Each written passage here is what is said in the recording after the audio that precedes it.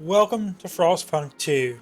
This is a new sequel to one of my favorite city builders of all time, Frostpunk. It was released a few years ago, and I played plenty of since it released years ago. And with 2, I plan to play plenty more of it. So yeah, we're going to be doing the story in this playthrough, starting with Prologue, The Wanderers. So if you're new here, make sure to subscribe, turn on notification, do all that sort of stuff. And with that being said, let's begin. In 1887, the world froze to death. Civilization crumbled. The following British Empire built generators to support cities of evacuees, cities that would become the last on Earth. Whether huddled by a generator or out in the open frostland, those that survived were shaped by the ordeal. 30 years later, all became very different people.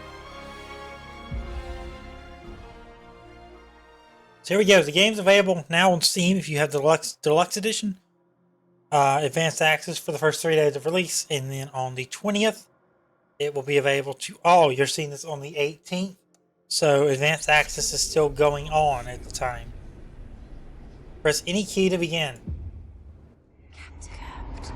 Can you hear us? Captain! Do you hear us? A generation ago, we fled the crumbling British Empire as the world froze around us.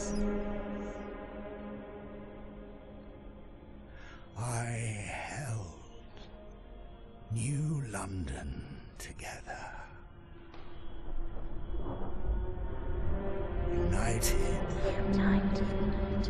we survived 30 years of whiteouts.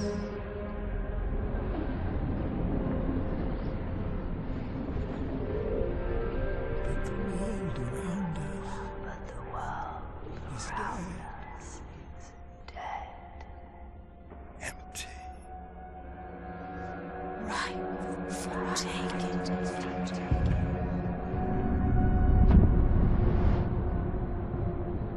The city froze. Vestas. Merely surviving is not enough. We have to expand. After all, it's us who survived the end of the world. Yes.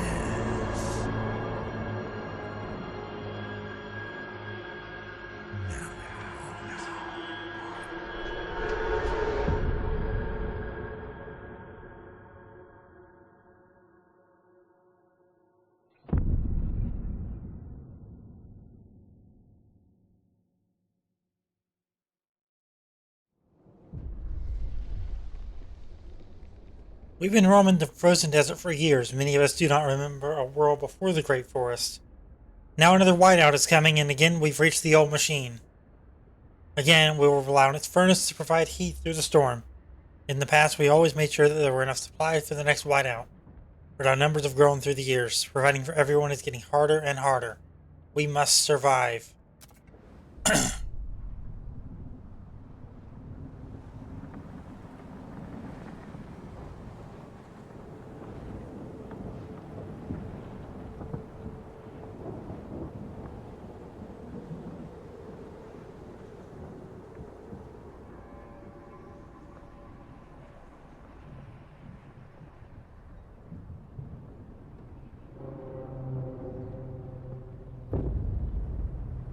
Prologue, The Wanderers. The old dreadnought remains in pieces under layers of snow, but the scattered wagons still have resources inside. First, we must break ice to reach one of the oil wagon and construct an extraction district to use it. Then we can turn on the dreadnought's furnace to heat us. We will restart the furnace. Whiteout arriving in 88 weeks. Once the whiteout hits, we will get locked in and will no longer be able to gather food. We must be ready by then or we will not survive. Fight the cold. Frostbreak to an oil wagon,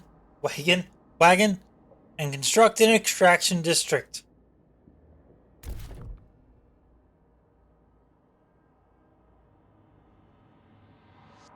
So we need to go to an oil wagon.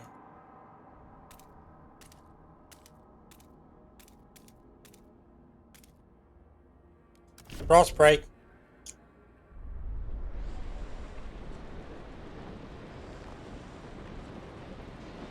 Now we wait.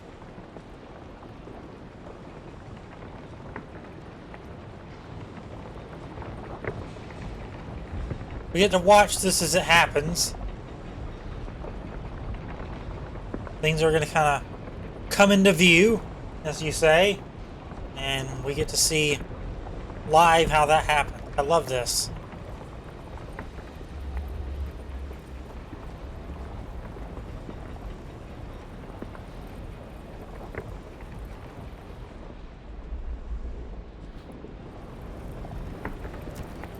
Scraps are a stockpile of a resource that can be spent on frost breaking, funding construction, or when using specific action. Specific actions. Scraps are collected weekly. Everybody provides their share. The bigger the community, the more they contribute. You can use the Take Scraps action on Wanderers, which will increase the number of scraps in your stockpile, but also worsen your relationships with the Wanderers, which as a result will lower trust in you as a leader. You can also use the Return Scraps action, which does the opposite. It costs you scraps, but improves relations and trust.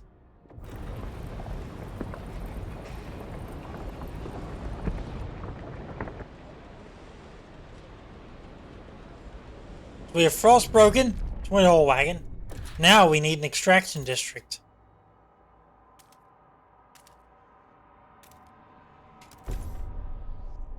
Now we wait on the extraction district to be built. After I unpause the game, of course.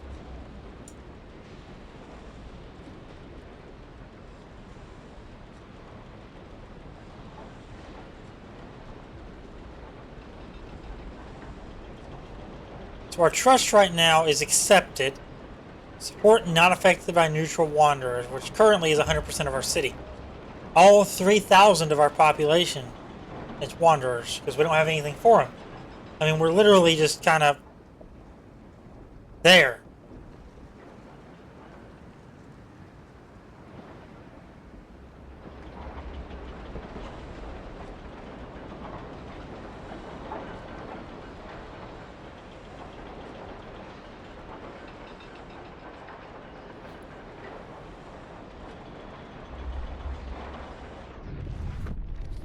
There's plenty in the economy overlay that we can get information on. But for now, keep waiting on this. Let's actually speed up time a little bit. I feel safe doing that for now. Even though we're starting to really cut it close with how with where I'd like to be with this.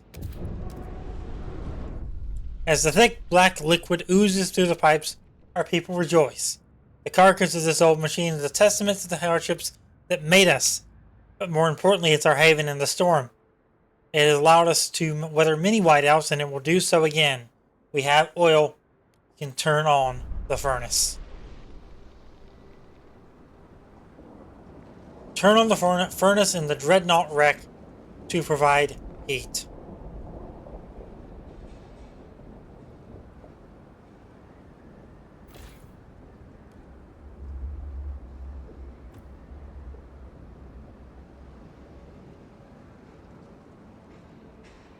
Question is, where is the Dreadnought wreck?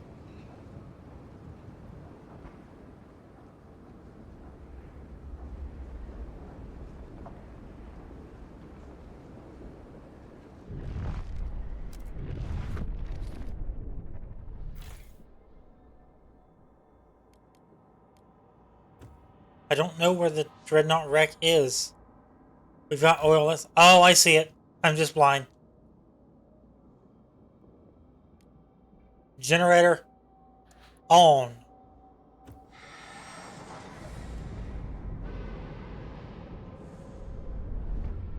The furnace is on. We have enough oil to cover current needs. But the cold will still affect our people until they have proper shelter. Housing will best protect us from the cold if built in close proximity to other housing, or the furnace itself. However, we'll need prefab parts for construction. We brought some with us. The rest we need to extract from the wagon wreckages.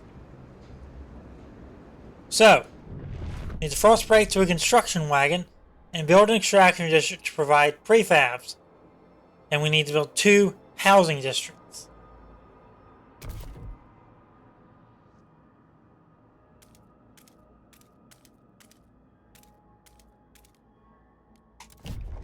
Start frost breaking that way. I'm gonna start building a housing district right here.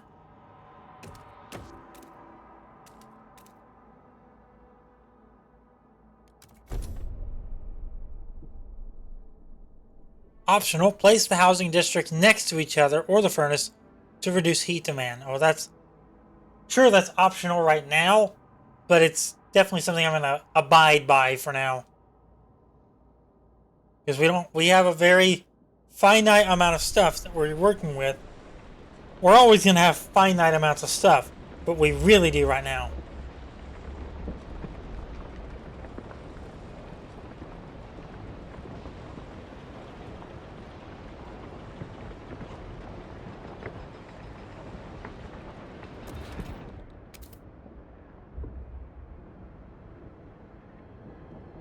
Need the frost break to get a little bit more of this, I think.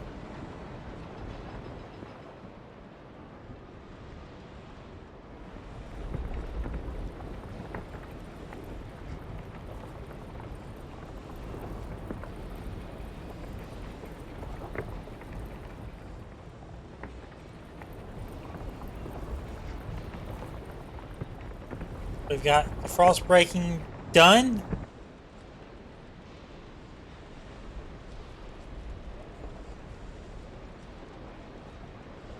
Now we can move on to ongoing construction.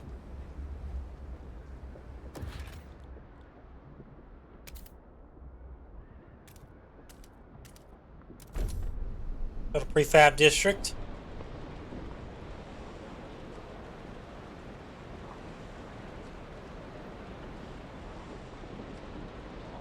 So that's prefabs right there. If you're looking for where they are in the resource menu, they're right there. Prefabs are the little ingots. And this is money, or scraps. Right here, the little gold doubloons.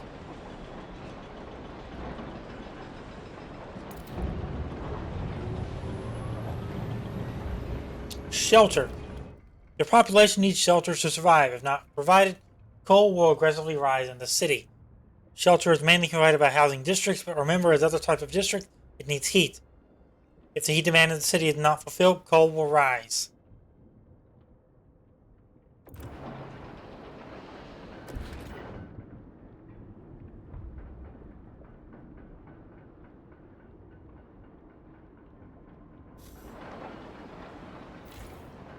So we have 15 houses, 20 to man. Sick and injured. Unresolved problems in the city can make part of its workforce absent. These workers are temporarily excluded from your workforce. There are 2 main types of absences. 1, sick. The number of sick workers increases proportionally to how high disease currently is. These people will rejoin the available workforce upon decreasing disease in the city or after being cured in hospitals. The injured will rejoin the available workforce over time. Having hospitals or using abilities, e.g. triage, accelerates this process.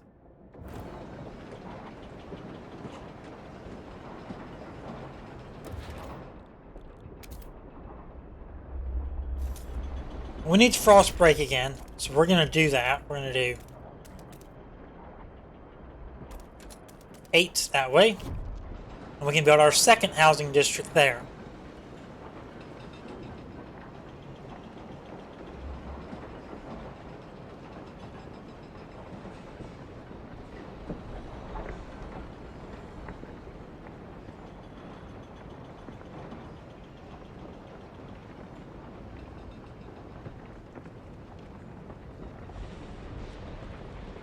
Time left 2 weeks. Okay, that's done. So we have the prefabs. We're actually going to start getting prefabs. 150 people of the workforce are in there actively doing so. Love it. Once we get this frost breaking done, we can get our next bit, which is the other housing district. Oh, we lost 30 people.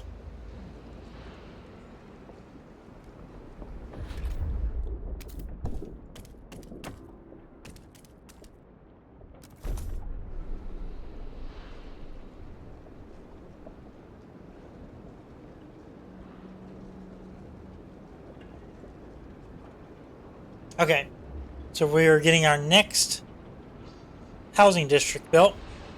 Shouldn't take too long. I think it's at 2 weeks.